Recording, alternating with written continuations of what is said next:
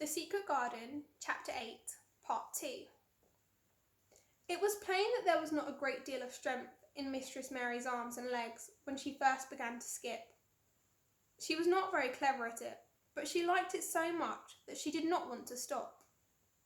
"Put on our things and run out and skip out the door," said Martha. "Mother said I must tell you to keep outdoors as much as you could, even when it rains a bit, so as thou wraps up warm." Mary put on her coat and hat and took her skipping rope over her arm. She opened the door to go out and then suddenly thought of something and turned back rather slowly. "Martha," she said, "they were your wages, and it was your 2 pence really. Thank you." She said it stiffly because she was not used to thanking people or noticing that they did things for her. "Thank you," she said, and held out her hand because she did not know what else to do. Martha gave her hand a clumsy little shake as if she were not accustomed to this sort of thing either. Then she laughed. "Hey, thou art a queer old womanish thing," she said. "If thou had been our Elizabeth Ellen, thou'd have given me a kiss." Mary looked stiffer than ever. "Do you want me to kiss you?" Martha laughed again. "No, not me," she answered. "If thou was different, perhaps, thou'd want to thyself, but thou isn't. Run off outside and play with thy rope." Mistress Mary felt a little awkward as she went out of the room. Yorkshire people seemed strange, and Martha was always rather a puzzle to her. At first she had disliked her very much, but now she did not. The skipping rope was a wonderful thing. She counted and skipped and skipped and counted, until her cheeks were quite red, and she was more interested than she had ever been since she was born. The sun was shining, and a little wind was blowing, not a rough wind, but one which came in a delightful little gust, and brought a fresh scent of newly turned earth with it. She skipped around the fountain garden, and up one walk and down another.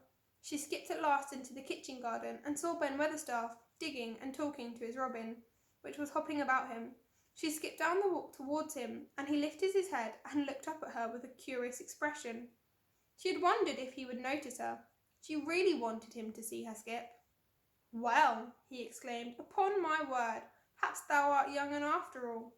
Perhaps thou'st got child blood in thy veins instead of sour buttermilk. Thou'st skipping red in thy cheeks as sure as my name's Ben Weatherstaff.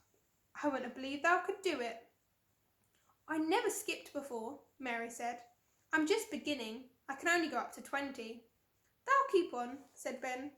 "Thou shapes well enough at it for a young un that's lived with heathens. Just see how he's watching thee," jerking his head towards the robin. "He followed after thee yesterday. He'll be at it again today. He'll be bound to fly out what the skipping rope is. He's never seen one," shaking his head at the robin. "Curiosity will be the death of thee sometime, if thou doesn't look sharp." Mary skipped all around the gardens and round the orchards, resting every few minutes. At length she went her own special walk and made up her mind to try if she could skip the whole length of it. It was a good long skip, and she began slowly, but before she had gone halfway down the path, she was so hot and breathless that she was obliged to stop. She did not mind much, because she had already counted up to 30. She stopped with a little laugh of pleasure, and there, lo and behold, was the robin, swaying on a looped branch of ivy. He had followed her, and he greeted her with a chirp. As Mary skipped towards him, she felt something heavy in her pocket strike against her at each jump, and when she saw the robin, she laughed again. "You showed me where the key was yesterday," she said. "You ought to show me the door today, but I don't believe you know." The robin flew from his swinging spray of ivy onto the top of the wall, and he opened his beak and sang a sound, lovely trill, merely to show off. Nothing in the world is quite as adorably lovely as a robin when he shows off, and they are nearly always doing it. Mary Lennox had heard a great deal about magic in her Ayah's stories, and she always said what happened, almost at the moment, was magic. One of the nice little gusts of wind rushed down the wall, and it was a stronger one than the rest. It was strong enough to wave the branches of the trees, and it was more than strong enough to sway the trailing sprays of untrimming ivy hanging from the wall.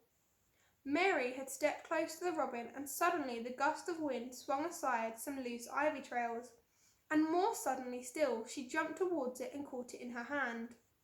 This she did because she had seen something under it, a round knob which had been covered by the leaves hanging over it. It was the knob of a door. She put her hand under the leaves and began to pull and push them aside.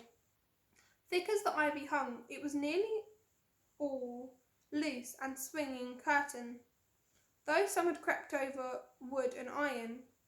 Mary's heart began to thump and her hands to shake a little in her delight and excitement. The robin kept singing and twittering away and tilting his head to one side, as if he were excited as she was. What was under her hand, which was square and made of iron, and her fingers found a hole in it? It was the lock of a door which had been closed 10 years. She put her hand in her pocket and drew out the key, and found it fitted the keyhole. She put the key in and turned it. It took 2 hands to do it, but it did turn. And then she took a long breath and looked behind her, up the long walk to see if anyone was coming. No one was watching. No one ever did come, it seemed. And she took another long breath, because she could not help it, and she held back the swinging curtain of ivy and pushed back the door, which opened slowly. Then she slipped through it and shut it behind her, and stood with her back against it, looking about her, breathing quite fast with excitement and wonder and delight. She was standing inside the secret garden.